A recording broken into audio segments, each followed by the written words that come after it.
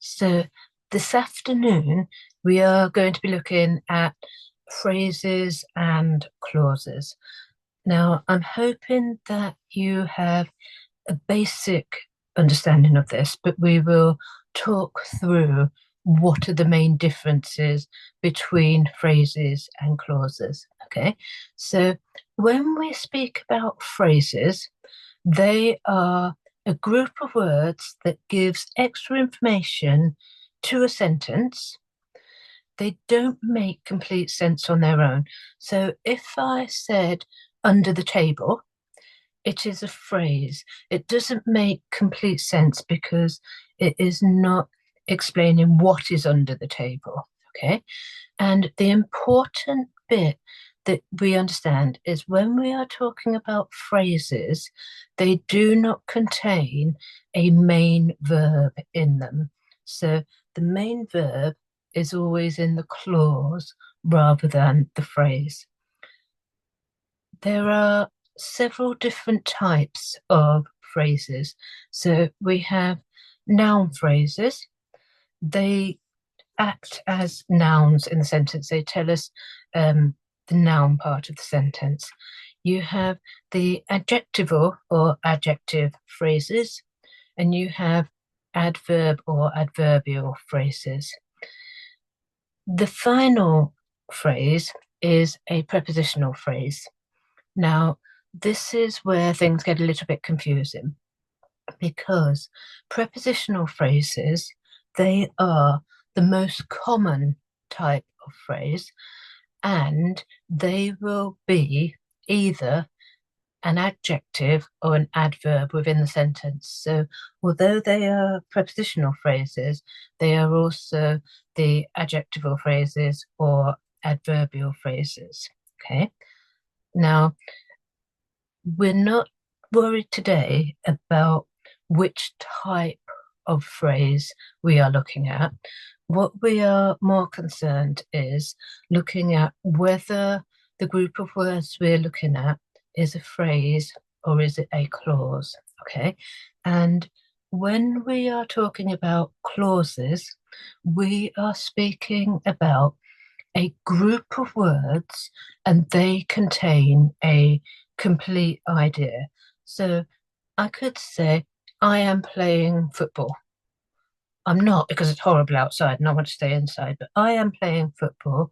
It is a complete idea. It contains a subject, I, and it also contains a verb. So, am playing. Now, the subject and the verb, they need to be related to each other within the clause. I'm hoping at school you will have learned about several different types of clauses. So we have the main clause, and that main clause, it makes sense on its own. They're also referred to as independent clauses, okay? And then you have what we call a subordinate clause. And the subordinate clauses, they don't make complete sense on their own. They are what we call dependent clauses. And what that means is that they rely on the main clause for them to make complete sense. So if I said, until the teacher blew the whistle, it doesn't make sense on its own because you need the main clause for it to make sense. So in this sentence here, where we have the children were playing, that part of the sentence is the main clause. Okay. And that is then followed by a subordinate clause at the end of it until the teacher blew the whistle. And the part of that sentence here, the until, that is our subordinating conjunction. And every time we have a subordinate clause, it will begin with a subordinating conjunction. Okay. And then the the teacher blew the whistle, that part is our subordinate clause. It is the extra information within that sentence that doesn't make sense on its own. Okay. Now, there is another type of clause that is called a relative clause. And the relative clause, it tells us more about the noun in the sentence. So usually it acts kind of a bit like an adjective. It tells us more about the noun.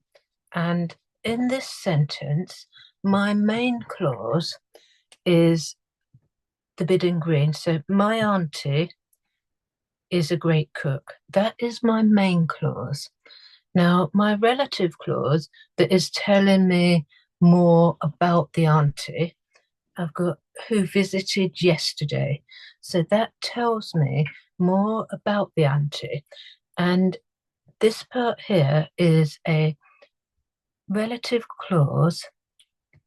And a relative clause is a special type of subordinate clause.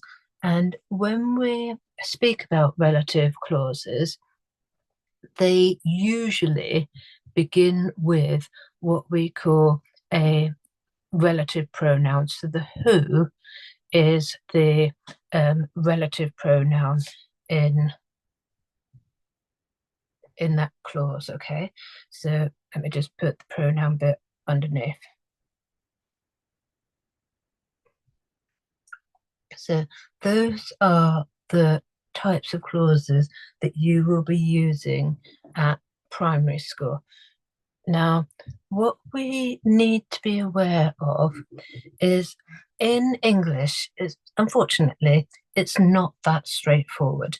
And the problem comes because certain types of words belong to more than one word class. Okay. Now, the words on the screen, before, after, until, since, as, and because, they are all subordinating conjunctions, but they are also prepositions. So when we talk about these words, we need to look at how are they acting within the phrase or within the clause. Okay, so we're moving on to the bit that you have, hopefully, on your sheet. And we are going to be looking, first of all, at whether these bits of writing, are they subordinate clauses or is it a phrase? And the way that we are going to do that is we are going to look for certain things in the sentence or in the group of words. And the bits that we are going to be looking for help us work out subordinate clauses, really, because in a subordinate clause, there is going to be a subject. There is also going to be a main verb. Okay. When we are talking about a phrase, there is not going to be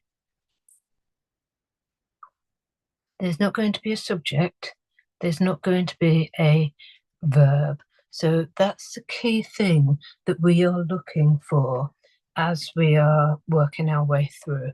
Okay, so I'm going to start on the left-hand side and I'm looking at since he was a toddler. Now, I'm looking there and I have got since he. Now, he is the subject, okay? And the was is the verb. So it's part of the verb to be. So in that case, we have got a subordinate clause there rather than a phrase. So this one is our subordinate clause. Now, the next one, after they went to bed, I have got they is the subject and went is my verb in there, it's the main verb. So that one is again a subordinate clause rather than the phrase. Now, the next one, because of the storm, I don't have a subject, I don't have a verb. So because of, when the bit of writing starts with because of rather than just because, you can usually assume that it is going to be a phrase rather than a clause. So this one here, because of the storm, is a phrase. The next one, another since. So this time it says, since we came home. So I'm looking there. We is the subject.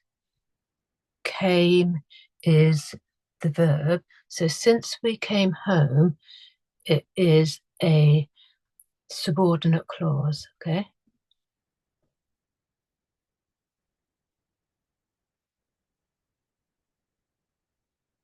And then as, again, it is another confusing one. So as it was snowing, you need to be really careful with this because so far our subjects have been he, she, they, we.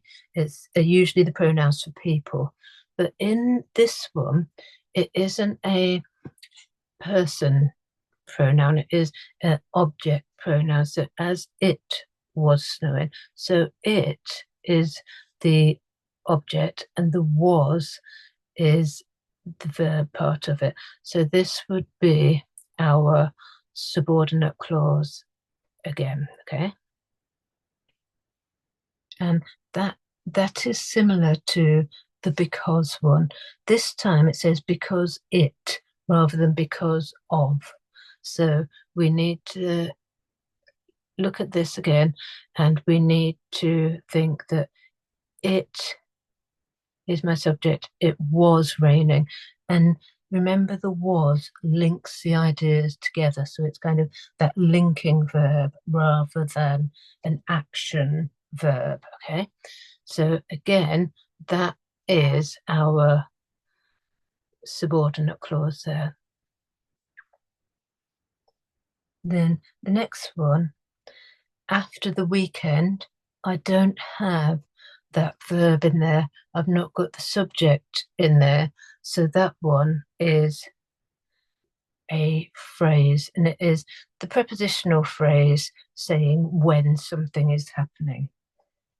Now, the next one, it's using as, but it is using the as to show how something can be used. So it can be used as a beach towel or wrap. So it is showing how something can be used, but there isn't a subject in it, there isn't a verb in it. So it is being used as a phrase.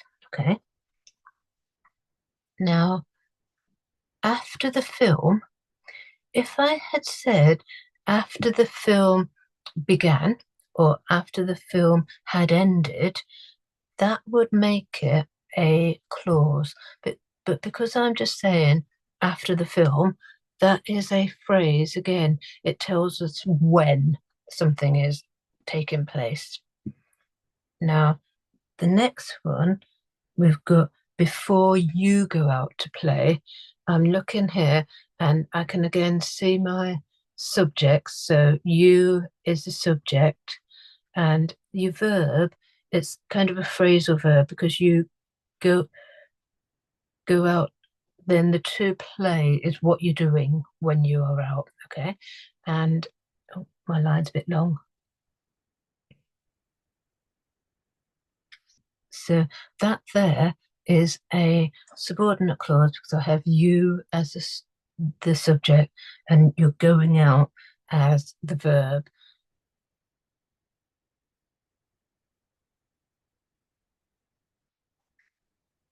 And then this is similar to what I was saying about after the film had started, but this one says until the play had finished. So in this case, the thing that is finishing is the play, and the has finished is the actual verb part of it. Okay, so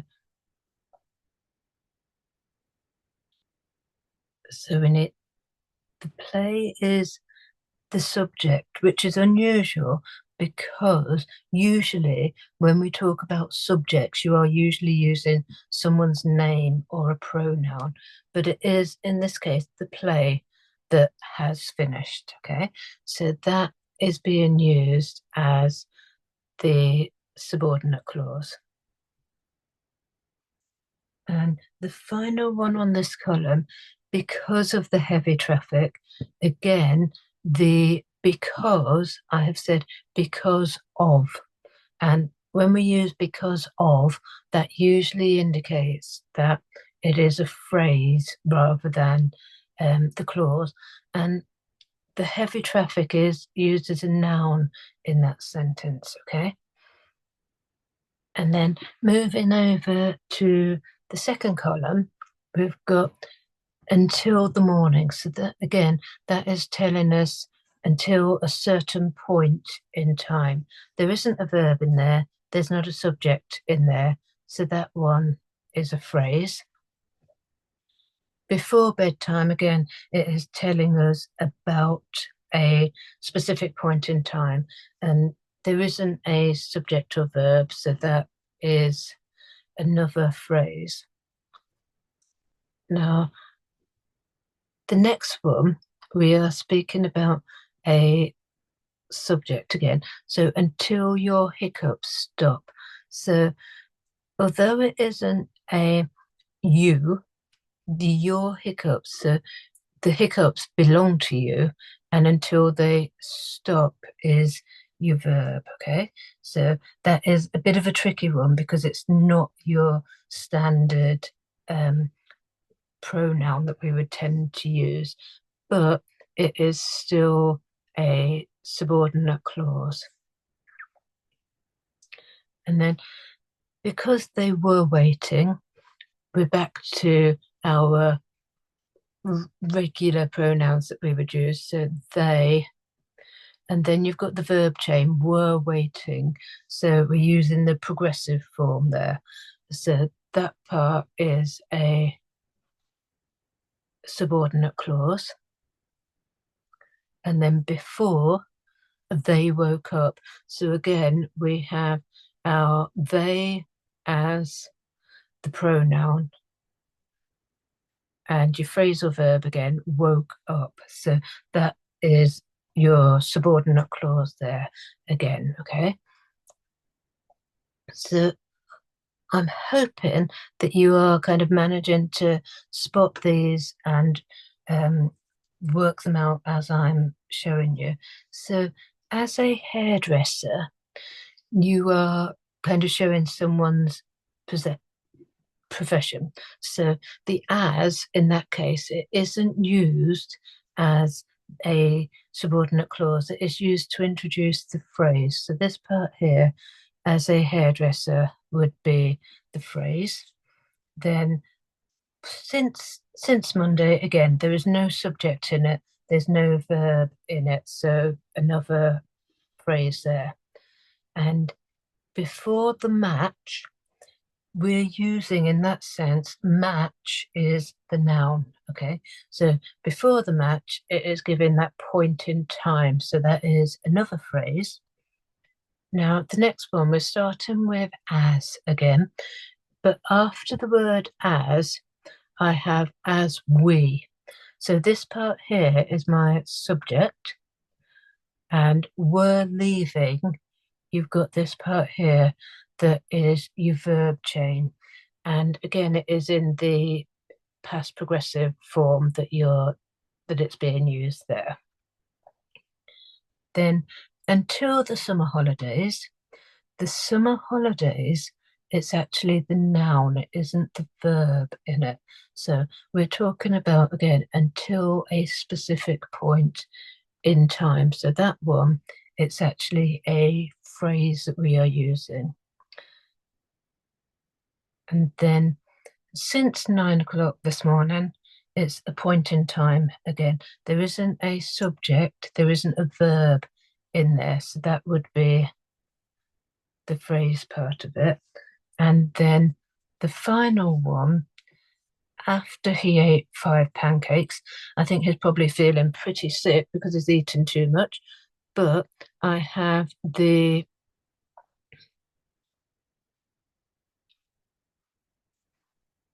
subject he, and what he has done, he ate. Okay, so you've got the subject, you've got the verb. So that final one there is actually a subordinate clause.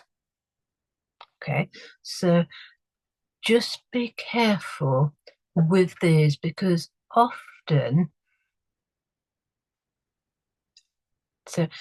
often these words before, the after, the until, they cause a lot of difficulty if you are trying to work out, is it used as a subordinating conjunction or is it used as a preposition?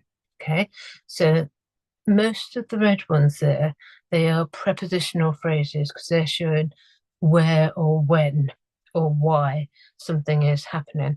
And although they are prepositional phrases, they will also be either adverbs or adjectives. So if we're saying as a hairdresser, it's likely that that would be an adjectival phrase because it's referring to a person. But if we talk about because of the storm, it's likely that is going to be an adverbial phrase because you wouldn't use that linking to objects. It's more linking to verbs, okay?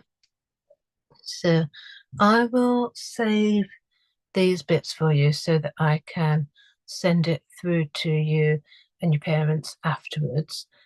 And what I will do, I will just stop the recording because there's a couple of